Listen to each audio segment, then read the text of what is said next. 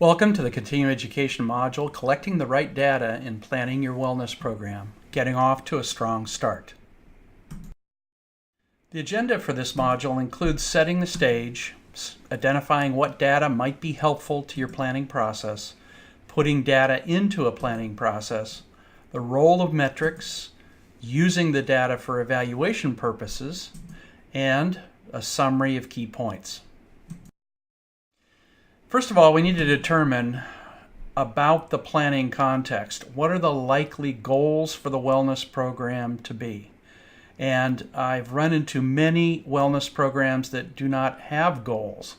So I would strongly suggest to you that you need to develop a set of goals and have those goals either prioritized or blessed by your management as to what you are trying to accomplish with your wellness program. We do need to look at and do some work around needs. And in the Level 1 course, we talk about various methods for needs assessment and assessing what things the program needs to address. And targeting is important because targeting is really looking at the behaviors that we want to modify with our wellness program. And the interventions are the sets of activities that are organized around addressing those behavioral targets. And the metrics that we end up collecting usually want to reflect the amount of activity and the kinds of results that the program is producing. So the metrics oftentimes evolve from how we've looked at goals, needs, targets, and interventions. We also then want to have some sort of evaluation framework. So part of our planning process needs to be thinking forward to what kind of evaluation are we going to be doing with our wellness program. And then there's usually an iteration that goes on, and that can be around budget planning. It can be around accomplishing the goals of the wellness program and providing feedback on how much of those goals have been achieved or accomplished, or objectives that have also been used to help guide the effort.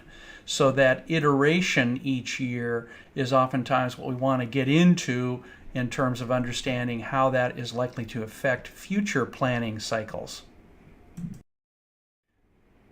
First of all, there's some helpful data sources and their utility that we can look at.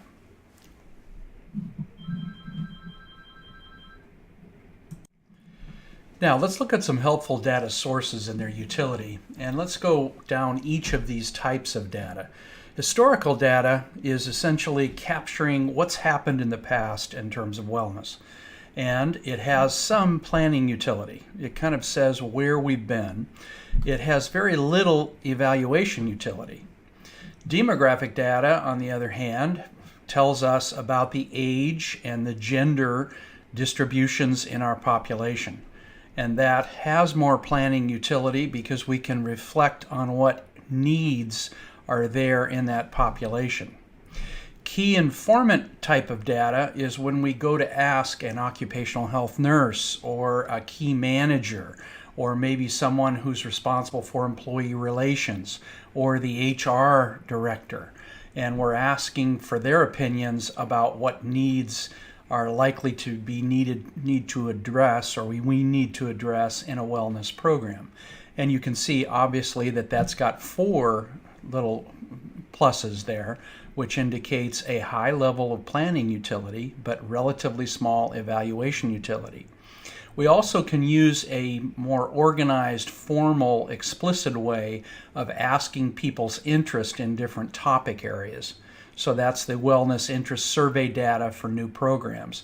And there, if we ask our questions correctly, we can in fact have a lot more planning utility.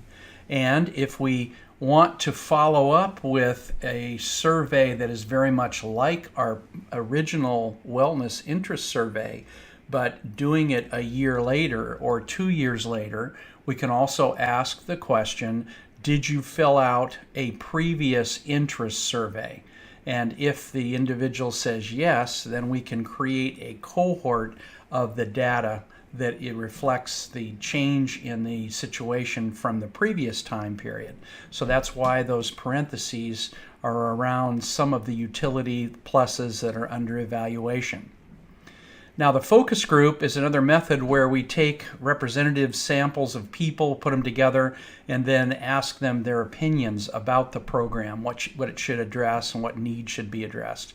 So focus group kinds of activities are oftentimes what we use in very large settings and wellness settings to get a better sense, a more formalized data collection process on what needs and perceptions of needs are.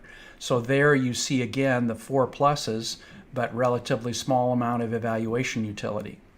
The design team is where we in fact have either internal and or external leader that's brought us together, and we're doing some design work around the wellness program. And in that particular approach, the design team can be your proxy for how you're going to perceive the needs of the population. So it can have, again, 4 pluses. And again, the evaluation on this is utility is relatively low. So utility is the amount of value derived. So we can derive value around planning functions. We can derive value around evaluation functions. When we look at medical claims, particularly as we get larger and larger populations, it can in fact provide us some fairly significant data around perhaps the heart disease risk in the population or heart disease experience, or the ability to look at injuries or unusual pregnancies or back problems. So we can look at some specific parts of our healthcare claims, medical claims, and actually get some value out of those. The evaluation utility is much greater on medical claims because depending on how we go about an analysis, our medical claims data year over year is in fact a very excellent way for us to look at what impact the wellness program has potentially had on the population that we're working with. Prescription drug claims, again, we can see some value on the planning side, but more value on the evaluation side. Worker compensation claims and incidence and severity and prevalence, that again has limited planning utility, but more in the way of evaluative utility. Sick leave data, again, the same kind of pattern. Disability data, which is short-term or long-term disability. They may include also the FMLA issues that are in the last row that you see on the chart, the table. And then presenteeism data, again, would have some planning utility, but limited, and then more in the way of evaluation. So what you see here is that the more traditional methods, the first 6, the historical data, demographic data, key informant, wellness interest survey, that's the survey approach, focus group, and design team, do in fact provide the highest utility on the planning side, whereas the claims data and vendor data would in fact have more utility on the evaluation side. So these are some of the helpful data sources and their utility to us in how we design and implement our wellness program. Now, the 6 steps that we use in the WellCert program for designing wellness programs, again, start out with setting our wellness strategy, and that's the choice of is it a feel-good model, a traditional activity-oriented model, or is it a results-driven model where we are doing a much more extensive job, more serious approach to improving the health of the population. Step 2 is when we look at the infrastructure. So much of our needs for our wellness program come back to what kind of administrative structure, organizational structure do we need, and how are we going to use technology to help people be as well as they possibly can. Step 3 is when we're planning the communications activity. So we're essentially marketing the program and providing messaging to the eligibles and those that we would like to have use the program. Step 4 is when we look across our program and see how can we embed opportunities for people to track and to be actively involved in their own behavior change. So that's what we call the health management process. Step 5 is when we're planning group activities and we're looking at how to use the energy and the support, encouragement, accountability that comes from group activities in the context of a wellness program. And then step 6, we are planning the supportive environment. And when we think about the data that we have just looked at as having utility, we are looking at its utility affecting various choices we make in these 6 steps. So this is the planning process around which we are integrating the data to help us to decide what are the interventions and the kinds of activities we're going to do in our wellness effort. Now, there are different ways of doing wellness, and we alluded to that in this first step in the planning process. We talked about a feel-good wellness model, which has those main features that you see in the middle, and then its primary focus is on morale improvement. So we are doing that feel-good wellness program, not necessarily to change a lot of behavior, but to give people some experience and some ability to affect their morale or attitudes around their employer. The traditional wellness program is more of the smorgasbord. We're putting out a lot of activities and then we're kind of keeping track of who's using them. And then we're reporting that back to management. And that's what most wellness programs do. The results-driven wellness model gets us much more seriously into wellness and into improving health and into connecting it to benefits, policy, culture, and evaluation. And that tends to be more of a results-oriented approach to wellness. So there are those different ways of doing wellness, and part of our planning process and collection of information is intended to help us make choices among these 3 basic ways of doing worksite wellness. Now, the content of a wellness interest survey is going to include some questions about the demographics of the individual, and that allows us to look at the representativeness of the data we have collected through the survey. It can ask about current health behaviors. It can ask about their readiness to change using what's called the trans-theoretical model of behavior change developed by James Prochaska and others. And topical interest areas, what do they want to know about? Program interests, what are they willing to do? Intention to participate, so are they in fact willing to say, I will participate? And their willingness to help out as wellness ambassadors or wellness champions and to represent the program to their own work group. And some open-ended ideas, asking them some open-ended questions that allow them to come up with some things that perhaps we've not thought about. So those are the major areas of content of most wellness interest surveys that are used to help employers plan out their wellness programs. Now, the major types of information that we're looking at are supporting documentation request checklist. So if we were to take and ask people what kind of information would we want in planning, there are specific kinds of things we would like to collect and use. And those, by the way, are listed in the back of the Level 1 course workbook in Tool 1-1.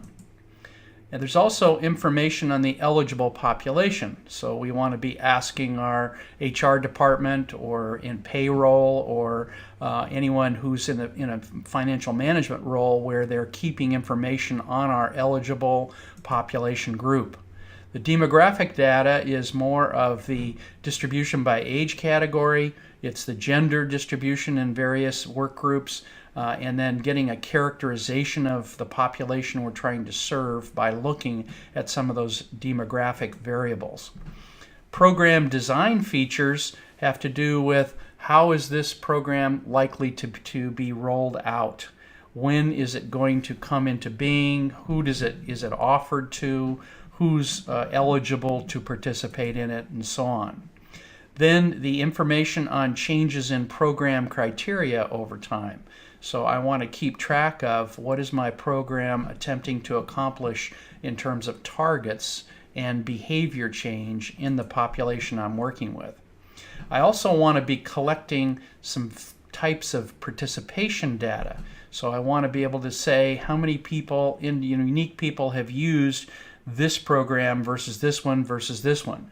And that usually requires me being able to back out those people that go to multiple activities to try and arrive and reach a non-duplicated user count, which I usually want to look at as my overall participation rate by percentage in my population. I also may want to keep biometric screening data, so I'm looking at average scores and the numbers and percentage of people that have triggered various normative points in terms of screening activity, screening data. There's also the issue of if we have a wellness incentive program and it uses criteria. Those criteria may be a non-smoker status or weight within an ideal range or a BMI below a certain point. So we translate a lot of wellness into criteria, and then we connect those criteria to various rewards that we can use to help people choose to want to do wellness. There's also health plan data that tells me a lot about what's going on with the population and their both morbidity, their illness and injury experience, but also their use of health services and the costs that are associated with the use of those health services. Then I have sick leave, absenteeism, and injury data, and that can affect the workers' comp issues. It can also affect the reasons why people are in fact taking sick leave. There's also the issue of accomplishment of goals and objectives. So I, in fact, am going to use and plan for data to be produced by my program that help me tell my senior management how much of the goals that we have in our program are being achieved and whether the objectives have been achieved for a given year period. So that's accomplishment kinds of data. And then finally, any additional information that I want to collect. So when I'm doing the planning process, I'm really kind of thinking ahead to what is the type of information I'm going to need to produce by the wellness program and then pass that on to various stakeholders. And one of the major stakeholder groups are my senior management group. So the ability for me to look at what kinds of information can I plan and start thinking about and then be in a position to share that information with the people that are my stakeholders. Now, the need to determine the goals, the needs, the targets, the interventions, the metrics, the evaluation framework, and then my iterative cycle that goes on to the next program cycle. Those are the things that I have to, in a sense, collect information from the planning process that are going to help me actually answer or identify the specifics of each one of these. So that's what I need to determine as I think about the data that is driving my planning approach to my wellness. A simple evaluation dashboard with some key metrics might include the number of participants in each wellness activity, the direct cost of the wellness program, the status of any wellness program objectives, the percentage of eligibles participating in each wellness activity, the average participant satisfaction score, and I want to be using some form of an index, a numerical or quantitative index. I tend to like 1 to 10 scoring. So 1 is poor, 10 is excellent, and then you tell me, which number you associate with a specific activity. So I can translate those numbers into general satisfaction with different parts of my program or with my overall program. I also might include average percent health improvement in selected items from the use of screening or an HRA, and that's screening and then the HRA. And I can also potentially have a percent of eligibles meeting various incentive requirements. So that's a way for me to look at how much the program is affecting a specific behavior in my population. I can then also compute, depending on which economic variables I'm looking at. And I generally am going to choose whether I'm going to look only at health plan cost, or add sick leave absenteeism, or add workers' comp cost, or add short-term disability and long-term disability cost, or presenteeism costs. So I have to decide what economic variables I'm going to look at and track as I do a wellness effort. So those, when we put them together, become our total program cost savings. That gets weighed up against the direct cost of the program to determine what the program's cost-benefit ratio or return on investment is. Now, some practical tips are: ask clearly for what you want. So when we talk about planning information, we need to be clear what we're asking from the various groups that have information that oftentimes we need to be able to get a hold of in terms of designing and planning our program. You want to document where you got each piece of information and who provided it. If there's any question that comes up later, you want to be able to say, I got that from the financial management people, Sally in financial management, and it was for the 2017 time period. So you want to be able to say where you got all of the information you're using in that planning process. You want to give liberal amounts of credit and appreciation for the information that you're getting from others. So that's a way to help them be willing to give you more information in the future. You want to vet thoroughly all drafts with key sources. So you want to, anything you put down that you think, you want to vet that. You want to check it out and to verify it with key sources. You also want to keep thorough notes on sources and definitions. Sometimes we change definitions midstream, so we need to know when that happens. So you want to keep fairly thorough notes on that so that you don't end up looking like you are sloppy when someone questions the information or the definition of what you've used in your planning process. And you want to remember how important baselines are for establishing future trends. So I want to get the best baselines that I can, the most accurate and valid baselines, and then I want to use those to help me determine what those trends are that are affecting the various metrics that I'm going to use in my planning process. Now, the Results-Driven Wellness Framework is a framework developed originally by Dee Eddington. I did some major modifications on it, but the idea that we have needs and targets, and they can cross a number of different dimensions. That 6-step planning process, we abbreviate that in the when we get past that first year. The first year, this is much more of a full-blown activity. This 6-step planning process determines our targets, and it determines our interventions. Then we go about actually implementing our interventions, and we take some intermediate results to see, are people's behavior changing? Are they becoming healthier? Are they perceiving themselves as more productive? So those are intermediate results leading into ultimate results, which we've put as economic benefits, which are really return on investment, and that uses those 5 economic variables we talked about earlier, and other benefits, which we call value on investment. So these are the things we might measure to reflect on what our wellness program is contributing to things that are not easy to monetize, but are important to our organization. And senior management needs to be able to tell you and verify that, yes, the following things are important to us. These are some of the ultimate results that we want to measure.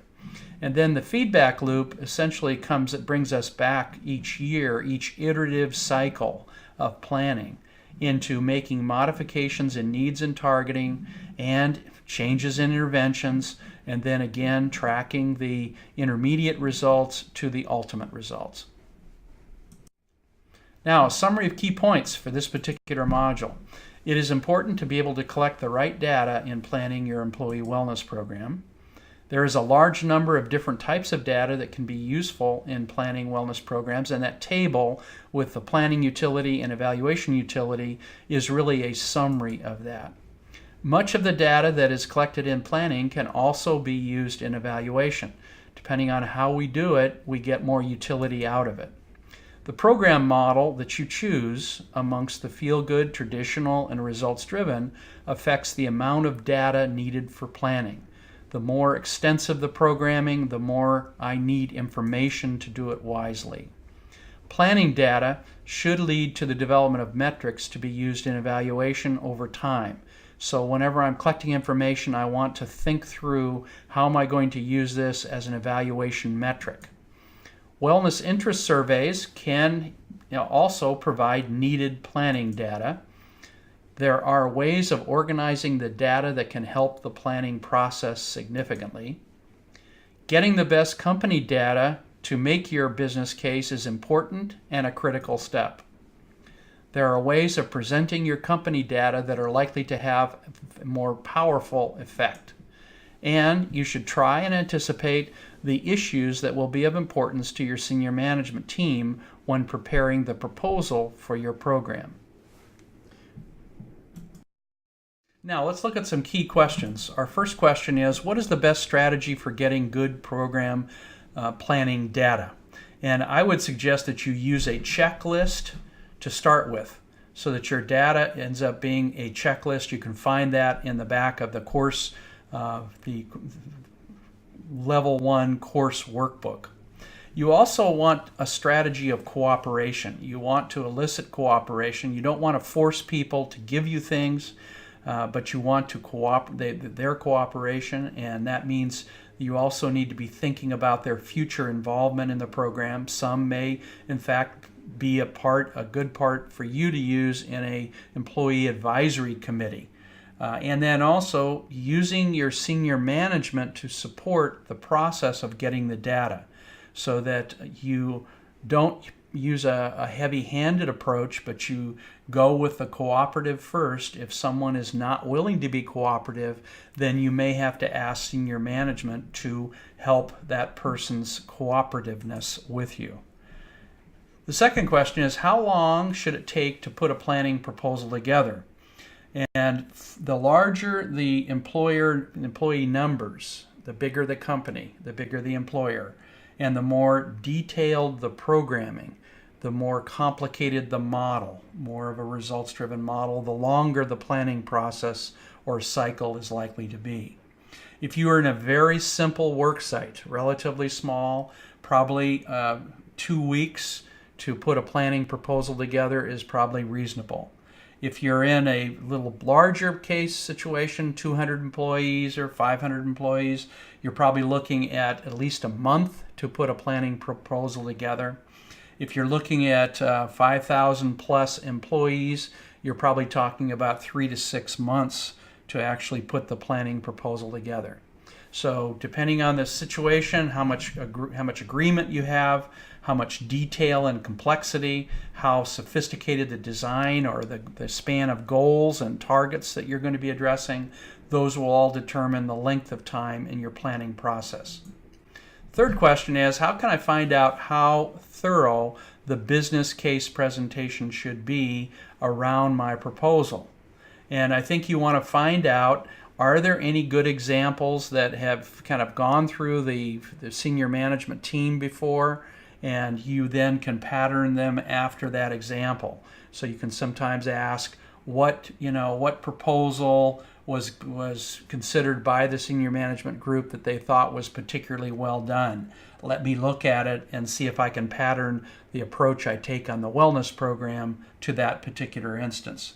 And then you want to check with key players in that senior management group about the thoroughness. And you might, in fact, use a trial balloon where you say, I'm thinking of putting together a 10-page proposal or a 50-page proposal or a 100-page proposal, and seeing what they think about that. So that's the idea of how thorough. If you wanted to ask some of the key players, what are the most important issues that the proposal needs to address? And then take good notes. So those are, again, ways for you to determine how thorough that proposal process and planning should be. Now that you've completed this module, go ahead and take the quiz.